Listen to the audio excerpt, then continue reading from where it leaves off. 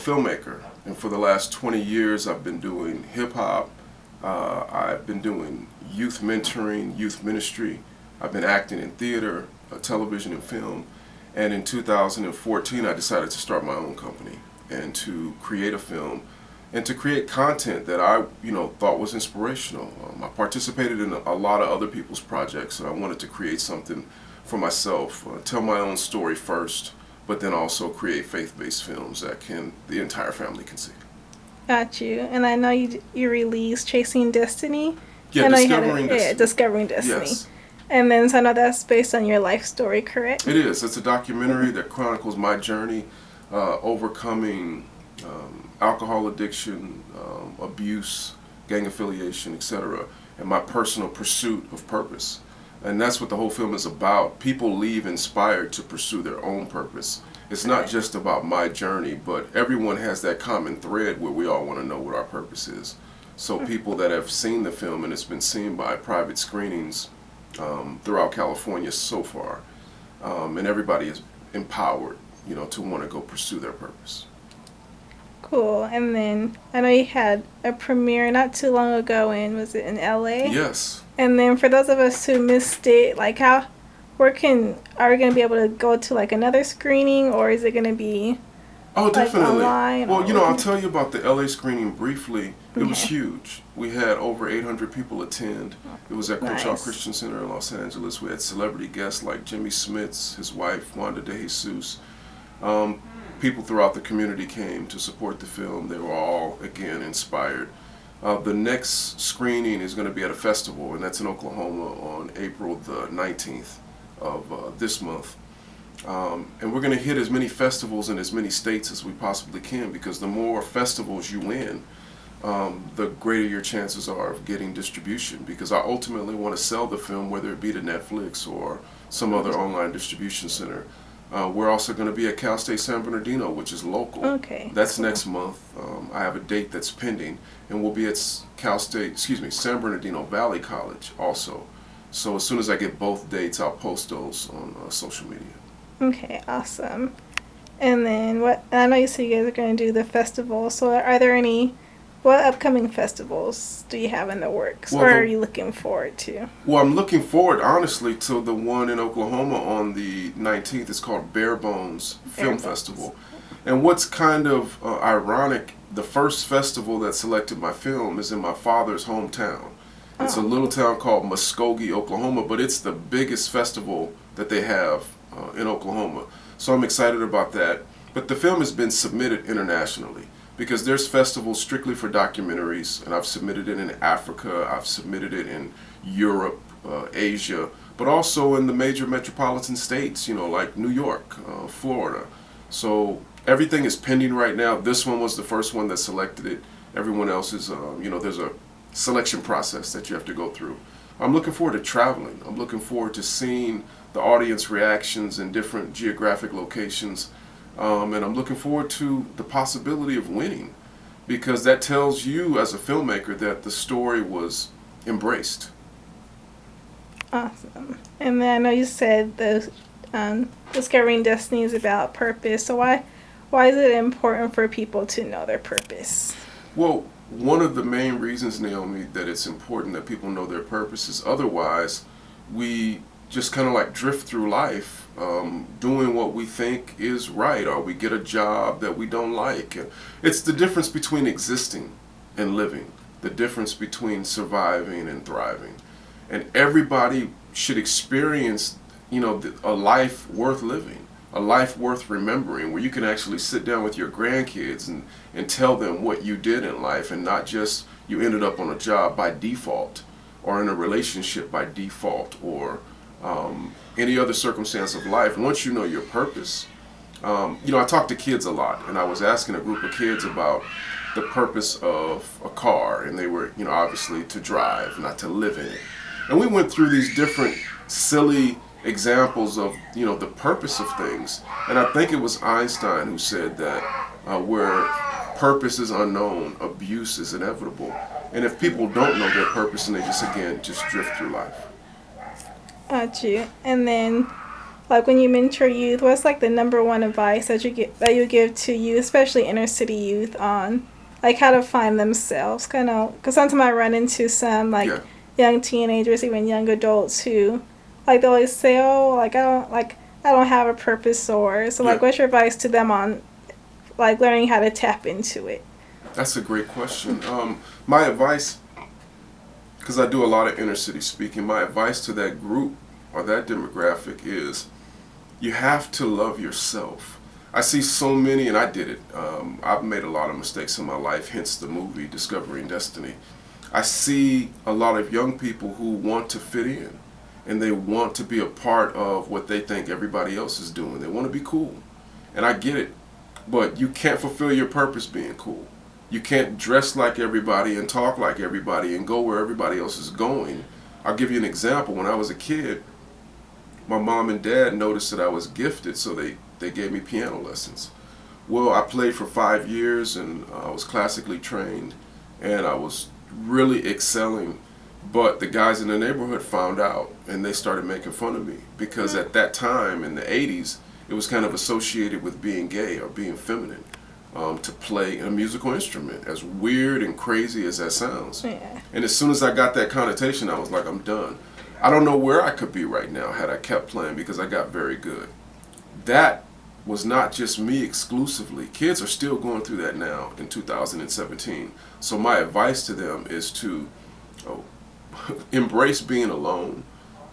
Embrace, your individual purpose. Don't worry about what the group is doing or what the crowd is doing. Tap into what you like to do, what your interests are. If it's a boy and he's a writer, there's nothing wrong with that. If there's a girl and she likes to hunt or do outdoor things, there's nothing wrong with that. Find out what your passions are and run after those.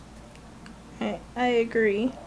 And then I know you say you have your own production company. So, in addition to Discovering Destiny, like what other projects are you working on? Great question.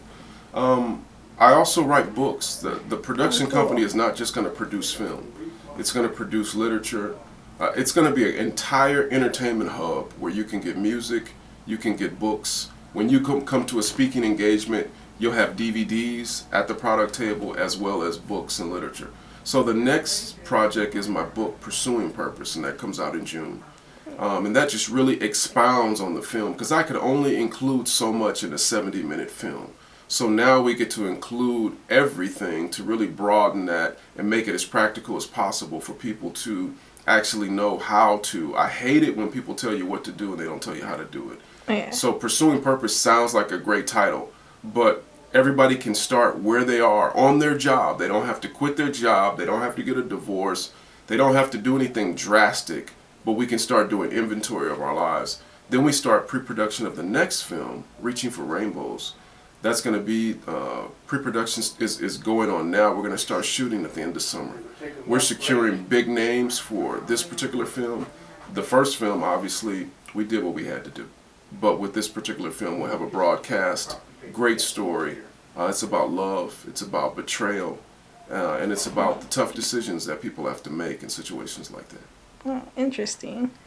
And then what's your advice for people who want to start their own production companies? I know it's now like especially because there's not that many films or documentaries for people of color, so they're trying to start their own. So what's your advice to those? Well, you know what, Naomi, I'm going to be honest with you. My advice for anyone that is interested in starting a production company is to do what you're doing right now.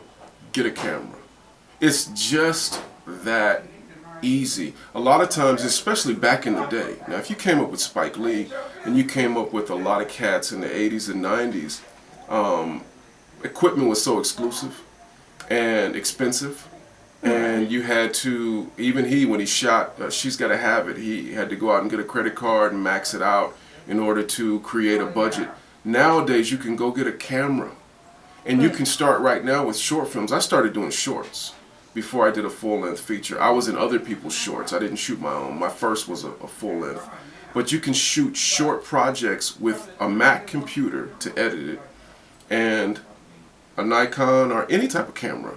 And YouTube is your best friend Because nowadays, you don't have to wait until somebody greenlights you or gives you distribution. You can distribute yourself. So my advice, which is going to be a little basic, number one, believe in yourself.